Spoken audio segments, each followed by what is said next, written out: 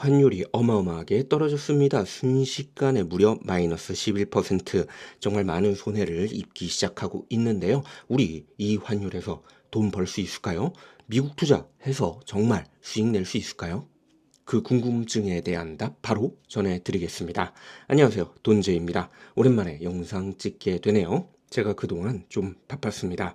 그 와중에 환율이 뚝뚝뚝뚝뚝 떨어졌죠. 그래서 미국 주식에 투자하고 계신 많은 분들께서 주가에 상관없이 거의 11% 가까이 손해를 보셨습니다. 정말 슬픈 일일 수 있는데요. 자, 이 위기 극복할 수 있는 방법 바로 알려드리겠습니다. 일단 환율이 앞으로도 계속 떨어질까? 요거 궁금해 하시는 분들이 있는데요. 사실 누가 알겠습니까? 환율이 1000원대에 머물렀던 시절, 1200원대에 머물렀던 시절, 1300원대에 머물렀던 시절, 그러다가 1500원까지 간 시절 언제나 있었습니다. 그리고 그때마다 이게 정상 아니야? 이게 정상 아니야? 이게 정상 아니야? 뉴 노멀이 됐어. 이런 식으로 계속 우리가 예상을 해왔지만 실제로 환율은 그냥 자기 마음대로 좀 움직이는 것처럼 보이죠. 다만 앞으로 환율이 올라갈까 떨어질까를 쉽사리 예측하기보다는 대략적인 방향을 보면 현재 수준보다 분명히 낮아질 수는 있을 것 같습니다. 이유의 첫 번째는 한국은 계속 금리를 올리려고 하고 있거든요. 그런데 미국은 금리를 어떻게든 안 올리려고 하고 있잖아요. 물론 금리를 낮출 것 같진 않습니다만 어쨌든 금리 차이에 의해서 원화가 조금 더 강세일 수 있고요. 그 다음에 두 번째는 반도체죠. 반도체 수출이 워낙 잘 돼서 계속해서 해외에서 달러를 벌어가지고 한국으로 들여오잖아요. 그러다 보니까 달러가 흔해진다는 얘기는 당연하게도 달러 환율이 낮아진다는 거죠. 물론 이거 말고도 정말 많은 것들을 봐야 되지만 일단 이 두 가지 굉장히 큰 거에 따르면 지금 정도 수준이거나 환율은 더 내려갈 수도 있습니다.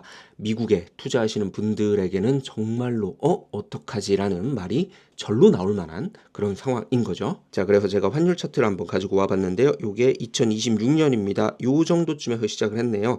요거 1,400원대입니다. 그 상황에서 올라갔다 내려갔다 올라갔다 내려갔다 요동을 치죠. 그러다가 1,500원대까지 올라갑니다. 그러다가 다시 쭉 하락하고 있죠. 사실 올해 초에 1,400원대보다 더 떨어지고 있는 게 보이실 겁니다. 그래서 약 1,500원대까지 갔다가 약 1,300원대까지 떨어지면서 마이너스 11% 정도 하락한 걸로 보시면 됩니다. 자, 그래서 이것만 보면 야, 앞으로도 정말 많이 더 떨어지는 거 아니야? 라고 생각하실 수 있습니다. 단기적으로는 분명히 그럴 수 있겠죠? 자, 그러면 앞으로 환율이 떨어질 것 같은데 그러면 미국 투자해도 되냐? 이걸 사실 먼저 봐야 되는데 모르겠습니다. 저는 그럼에도 불구하고 미국에 투자해도 된다고 보는 입장입니다. 국장에 투자하는 것도 좋은 대안이 될 수 있고요. 그리고 미국에 투자하는 것도 저는 좋은 대안이 될 수 있다고 생각합니다. 결국 핵심은 뭐였냐면 언제까지 투자할 거냐 였거든요. 왜냐면 우리 기존 데이터들을 봤었을 때 예전에도 한번 보여드렸지만 미국 주식 뭐 S&P 500이나 나스닥 같은 경우에는 물론 부침은 있었습니다만 어쨌든 계속 장기 우상향했잖아요.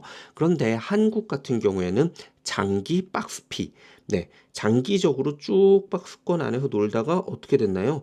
몇 년 사이에 확 올라갔죠. 그래서 우리가 그냥 평균을 따지면 얼추 그냥 또 이렇게 보여요. 핵심은 국장에 투자하던 미장에 투자하던 좋은 주식을 사서 장기로 유지하면 된다인 거거든요. 다만 이제 이 좋은 주식을 골라내는 과정에 있어서 한국은 조금 반도체 쪽이라든지 편향된 게 좀 보이고 미국은 조금 더 바운더리가 넓잖아요. 그렇기 때문에 우리가 지수 투자를 한다면 국장에 투자하던 미장에 투자하던 정확한 종목을 꼽지 않더라도 어느 정도 수익률은 가져갈 수 있다. 다만 지수 투자를 하더라도 국장 같은 경우에는 조금 반도체 편향이 심하잖아요. 그래서 약간 섹터주 느낌이 있고요. 미국 같은 경우에는 좀 덜하죠. 물론 나스닥에 투자하신다면 어쨌든 기술주에 투자하는 거니까 그것도 약간 섹터의 느낌이 있긴 합니다만 반도체보다는 넓죠. S&P 500에 하신다고 하면은 사실 확실히 지수 투자가 되는 거고요. 그래서 저는 국장에 투자하거나 미장에 투자하거나 장기적으로 투자를 꾸준히 해 나간다고 한다면 뭐 둘 다 성과를 낼 수 있을 거라고 봅니다. 환율이 아무리 올라가고 내려가고 한다 하더라도 저는 플러스 마이너스 30% 수준일 거라고 보거든요. 그런데 우리가 장기적으로 주식에 투자해서 얻고자 하는 수익은 당연히 30% 이상일 거 아니에요. 우리가 노리는 거는 뭐 2배 이런 것도 아니고 거의 10배가 노리고 있는 거니까. 그러므로 저는 꾸준하게 투자를 해서 얻게 되는 수익이 나오기만 한다면 요 환율 때문에 투자를 안 할 이유는 없다. 미장이어도 말이죠. 그렇게 생각을 합니다. 자, 그러면 우리가 환율이 떨어지더라도 미국에 투자한다라고 생각을 했었을 때 직투로 하는 게 좋을까요? 국내 상장으로 하는 게 좋을까요? 뭐든 상관없습니다. 왜냐면 직투로 투자하던 국내 상장으로 투자하던 어쨌든 눈에 보이는 것과 실제로 가져가는 건 다른 거거든요. 예를 들어서 나스닥에 직투했다고 가정을 해볼게요. 플러스 5%가 있습니다. 그런데 마이너스 11%의 환율 하락이 있었다고 칠게요. 그러면 직투는 우리가 달러 기준으로 보는 거예요. 그러니까 5% 상승한 걸로 보여요. 그런데 국내 상장은 우리가 원화 기준으로 보게 되어 있잖아요. 그러다 보니까 마이너스 6%로 보이는 거일 뿐이에요. 하지만 우리는 한국 사람이고 어쨌든 한국에서 돈을 쓰려면 얘도 어쨌든 빼야 되잖아요. 그러면 환율 계산이 될 테니까 원화로 환산하면 똑같은 겁니다. 그래서 환율 하락한다고 해서 직투해야 될까 국내 상장해야 될까 이거 가지고 고민할 필요가 없는 거예요. 그냥 하시던 대로 하시면 됩니다. 오히려 직투할까 국내 상장할까 여기에 대한 고민은 환율이 아니라 내가 얻게 되는 세제 혜택이라든지 그 다음에 내가 돈을 언제 써야 되는가 이렇게 돈을 출금하는 과정들 이런 것들에 따라서 결정하시면 될 뿐입니다. 그런데 이제 문제는 저와 같이 QLD에 투자하시는 분들이죠. KQLD 같은 경우에는 두 가지 방법의 투자법이 있거든요. 하나는 환 노출, 하나는 환 해지입니다. 사실 일반 1배주 같은 경우에는 큰 상관이 없는데 QLD처럼 2배 레버리지 같은 경우에는 KQLD 즉 타이거 미국 나스닥백 레버리지 같은 경우에는 환 노출형이거든요. 얘는 환 차익도 2배로 추종을 하게 됩니다. 그러니까 QLD가 1% 떨어질 때 KQLD는 1% 플러스 환율 하락에 대한 것까지도 레버리지로 가져가는 거예요. 즉 환율이 계속 하락하고 있다면 KQLD는 어떤가요? 하락폭이 정말 더 커집니다. 그래서 환율이 하락하고 있을 때는 KQLD보다 그냥 QLD를 가지고 있는 게 더 유리합니다. 덜 떨어질 테니까요. 자, 그러면 환 해지형의 경우에는 어떠냐? 저는 환 해지형을 투자하지 않는데요. 가장 큰 이유는 이겁니다. 환 해지하는 비용을 왜 내야 되지라는 거예요. 환 해지하기 위해서 추가 수수료가 들어가거든요. 이걸 구태료 할 필요가 있을까? 만약에 이걸 원한다면 그냥 QLD 본주 사는 게 낫지 않을까라고 생각을 하는 거죠. 왜냐하면 환 해지형은 언제 우리에게 도움이 되냐면 환율이 하락할 때 도움이 됩니다. 그런데 이게 장기 투자하는 입장에서는 계속해서 하락해야 되거든요. 근데 환율도 어느 정도까지는 하락을 하겠지만 계속해서 쭉쭉쭉 오랫동안 하락할 이유는 없잖아요. 그러면 하락했다가 이렇게 어느 정도 유지가 된다라고 했었을 때 이 기간 동안 우리는 돈만 수수료만 내면서 환해지를 하는 거잖아요. 그래서 제가 생각했었을 때 구태여 이렇게 보고 있습니다. 그래서 저는 환해지형에 대해서는 부정적이고요. 대신 단기적으로 들어가는데 계속 하락을 하는 시점에 들어갈 것 같다라고 하신다면 환해지형을 통해서 하락폭을 조금 줄이는 것도 방법이긴 합니다. 물론 저라면 더 저렴해진 왜냐면 환 노출형이면 환율 하락할 때 가격이 더더더 떨어지잖아요. 그러니까 차라리 저는 이때 더 저렴해진 이거 수량을 늘리는 게 맞다라고 보는 입장이긴 합니다. 그래서 환 해지형에 대해서는 여러분들이 잘 알아보시고 판단해 보시기 바랍니다. 저는 요 수수료 때문에 싫습니다. 그러면 결론적으로 지금 환율이 하락하고 있는데 QLD에 투자하는 게 맞냐? KQLD에 투자하는 게 맞냐? 요 고민 가지고 가시는 거고요. 저는 그런데 여기에 대한 답을 이렇게 판단하면 될 것 같습니다. 나는 거치식으로 투자하는가? 아니면 적립식으로 투자하는가? 나는 투자가 끝났는가? 아니면 나는 계속해서 돈을 넣고 있는가? 이 차이를 가지고 우리 결정하는 게 굉장히 좋을 것 같습니다. 세금이나 이런 부분은 아예 신경 안 쓰고 말이죠. 환율만 봤었을 때요. 왜냐하면 이미 거치식으로 했고 투자가 종료가 된 상태라면 QLD를 많이 가지고 있는 게 좋겠죠. 왜냐하면 환율이 하락했었을 때 KQLD는 환율 하락에 대한 것도 2배로 먹기 때문에 하락이 더 크거든요. 그래서 지금 하락하고 있는 상황에서 투자가 종료됐거나 혹은 거치식으로 이미 투자를 다 해놓으신 분들은 QLD를 가지고 있다면 환율 하락에 대한 게 좀 덜 먹기 때문에 유리합니다. 아마 성과가 조금 더 좋게 나올 거예요. 그런데 적립식이고 내가 지금도 넣고 있다라고 하면은 계산을 조금 더 다르게 해봐야 됩니다. 왜냐면 앞으로도 환율이 계속 떨어질 것인지 아닌지를 생각을 해야 되거든요. 왜냐면 우리가 투자하는 동안에 계속 하락을 한다고 가정할게요. 그리고 내가 KQLD를 가지고 있는 상황에서 잘 쌓았어요. 투자도 종료됐어요. 그때에도 계속 하락한다면 당연히 QLD를 갖는 게 맞죠. 그런데 우리가 계속 하락하고 있는 와중에서 적립을 계속하다가 이게 올라갔다고 칠게요. 그러면 하락한 거 이상으로 또 올라가기 때문에 그렇게 따지면 KQLD를 해도 상관이 없는 거거든요. 자, 그래서 여기 보시면 환율 차트를 쭉 가지고 왔습니다. 우리 80년대는 요 정도 선이었네요. 자, 그러다가 2000년대 오면서 요 정도였다가 요때 한 900원까지 또 내려갔었네요. 그러다가 금융위기 터지면서 빵! 그 이후에 다시 내려가면서 안정화됐습니다. 요때는 한 1000원, 1100원대 되겠네요. 그러면서 코로나 터지면서 또 한번 올라왔다가 요렇게 지금 대략 보면 1,300원에서 1,400원 수준 요 정도로 보시면 되겠네요.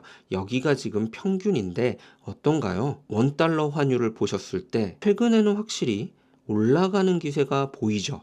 하지만 그 이전에 보면은 어느 정도 유지하는 추세, 그리고 역시나 좀 변동이 컸지만 유지하는 추세, 요 추세가 있는 것 같거든요. 그래서 제가 느끼는 건 그렇습니다. 우리 대략 한 1200원 정도 수준까지는 예상해야 되지 않을까? 뭐 뉴 노멀이라서 계속 올라가고는 있지만 어쨌든 역사적으로 이런 시기가 더 길었으니까요. 자, 그래서 제가 생각하는 거는 앞으로 환율이 어떻게 될지는 예측이 불가능하지만 우리 1200원대 볼 수도 있다. 하지만 보시면 어땠나요? 항상 쭉 올라가는 시기가 있죠. 쭉 올라가는 시기.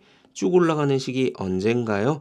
예, 닷컴 버블, 금융위기, 코로나와 금리 인상. 자, 위기의 순간에 분명히 환율은 올라가는 게 원칙처럼 되어 있습니다. 앞으로도 그럴지는 모르겠지만 그럴 가능성이 높죠. 자, 그래서 이런 환율을 생각해 보면 제가 내린 판단은 이겁니다. 첫 번째, KQLD 환노출형입니다. 계속 매수한다. 이 판단을 한 이유는 단순합니다. 지금 하락이 훨씬 더 크죠. 즉 그 얘기는 같은 제품인데 추가 세일하고 있다는 뜻입니다. 환율 덕분에요.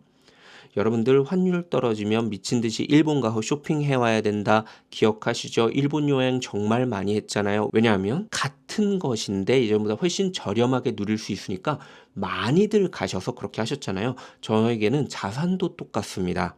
같은 건데 저렴해졌고 추가로 세일이 됐다면 당연히 그거를 더 많이 사겠죠.